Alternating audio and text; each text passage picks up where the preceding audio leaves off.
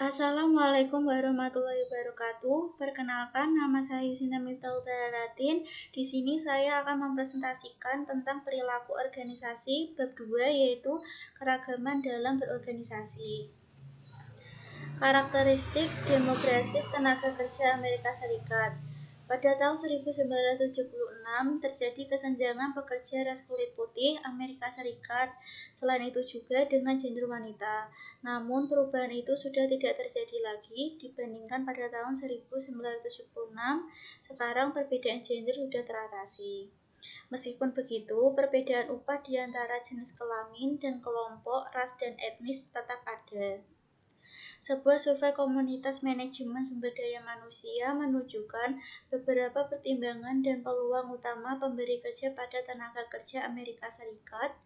Menurunnya tenaga kerja atau pensiunan membutuhkan banyak biaya dan perlu mendapat jaminan perawatan merupakan isu yang paling atas. Lalu ada tingkat-tingkat keragaman. Keragaman dalam organisasi adalah perbedaan individu seperti umur, ras, etnis, dan lain sebagainya yang berada di dalam sebuah organisasi. Keragaman dibedakan menjadi dua, yaitu keragaman level permukaan dan keragaman level dalam.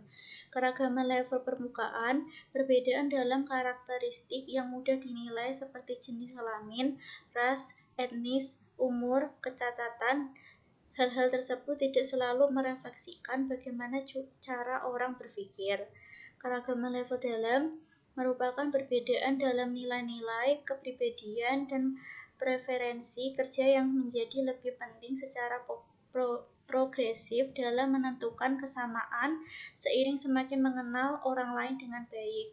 Contoh keragaman level dalam itu seperti di dalam perusahaan ada dua pegawai. Satu pegawainya dia itu memiliki sifat suka diskusi, suka berbagi ide, sedangkan yang satu lebih individualis. Itu termasuk keragaman level dalam karena perbedaan dalam kepribadian.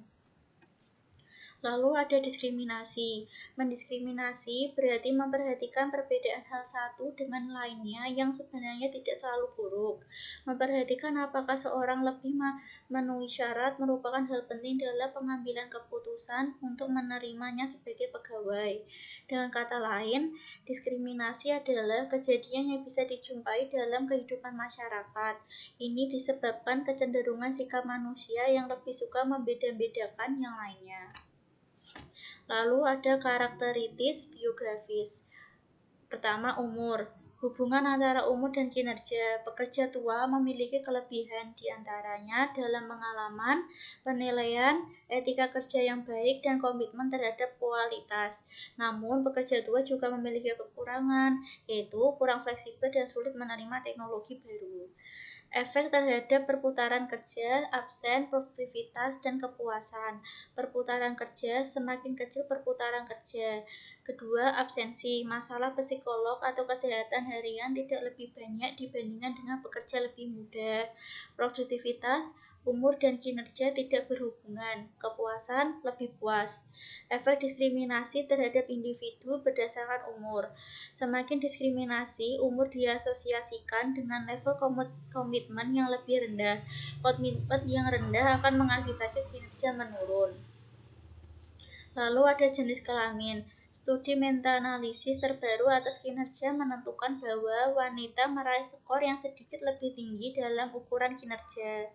Dari sini dapat disimpulkan bahwa tidak ada perbedaan pria wanita yang konsisten dalam memecahkan masalah, keahlian analisis, dorongan kompetitif, dan lain-lain. Efek diskriminasi. 1. Wanita masih memperoleh upah yang lebih sedikit dibandingkan upah laki-laki. 2. Proporsi jumlah pegawai untuk wanita lebih rendah. Ketiga, pelecehan seksual. Keempat, stres psikologi lebih tinggi. Kelima, kepuasan kerja lebih tinggi. Yang ketiga ada ras dan etnis. Ras merupakan sebuah sistem klasifikasikan yang dipakai untuk mengkategorikan manusia ke dalam populasi atau kelompok besar berupa fisik. Etnis, serangkaian persamaan asal-usul yang merupakan salah satu faktor yang dapat mendorong ketertautan dalam suatu ikatan. Contoh diskriminasi dalam ras itu masih ada contohnya, yaitu upah antara kulit putih dan kulit hitam yang masih berbeda dalam jabatan yang mungkin sama, atau dan etnis, pertentangan agama. Ketiga, ada distabilitas. Distabilitas adalah gangguan keterbatasan dalam melakukan aktivitas. Kelebihan, evaluasi kerja lebih tinggi. Kekurangan, ekspektasi kinerja lebih rendah. Efek diskriminatif pada distabilitas mental akan membuat mental down dan menurunkan kinerja.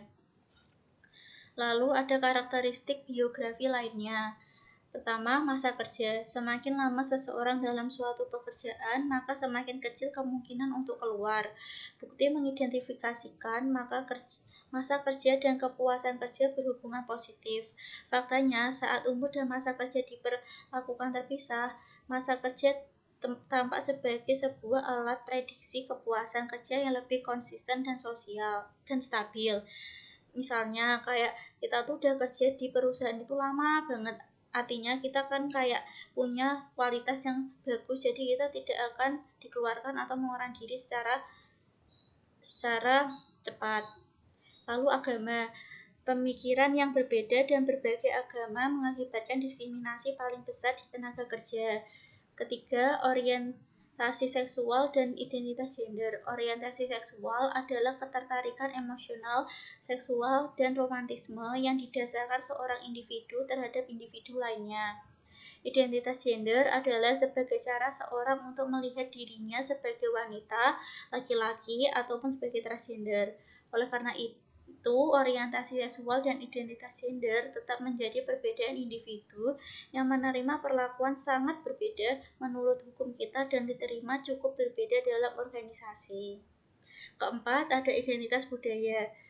Identitas budaya adalah rincian karakteristik atau ciri-ciri sebuah kebudayaan yang dimiliki oleh sekelompok orang yang diketahui batas-batas tak kalah dibandingkan dengan karakteristik atau ciri-ciri kebudayaan orang lainnya. Lalu ada kemampuan. Apa itu kemampuan? Kemampuan adalah kapasitas individu saat ini untuk melakukan berbagai tugas dalam sebuah pekerjaan. Kemampuan dibedakan menjadi dua, yaitu kemampuan intelektual dan kemampuan fisik. Kemampuan intelektual adalah kemampuan yang dibutuhkan untuk melakukan aktivitas mental, berpikir, penalaran, dan memecahkan masalah. Faktor yang mempengaruhi adalah faktor kemampuan mental general.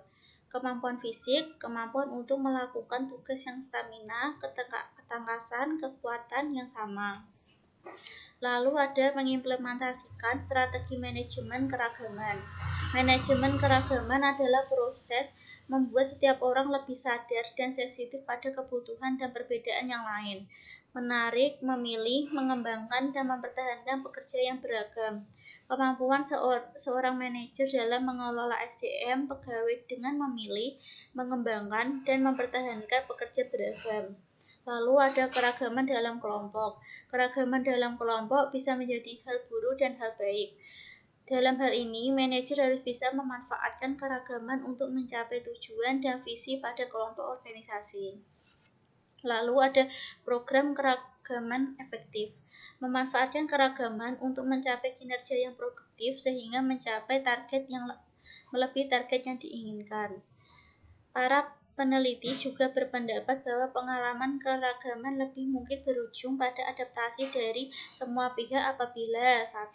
Pengalaman keragaman mengurangi sikap stereotip. Sikap stereotip itu mudahnya kayak kita menilai orang dari cover atau menjudge sebelum kita mengenalnya. Kedua, jika penilaian termotivasi dan mampu mempertimbangkan perspektif baru dalam hal baru. Ketiga, jika pemilihnya terlibat dalam penekanan stereotip dan penekanan generatif dalam merespon pengalaman keragaman. Keempat, apabila pengalaman positif atas penurunan stereotip diulang dengan asing. Sekian dari saya, terima kasih. Wassalamualaikum warahmatullahi wabarakatuh.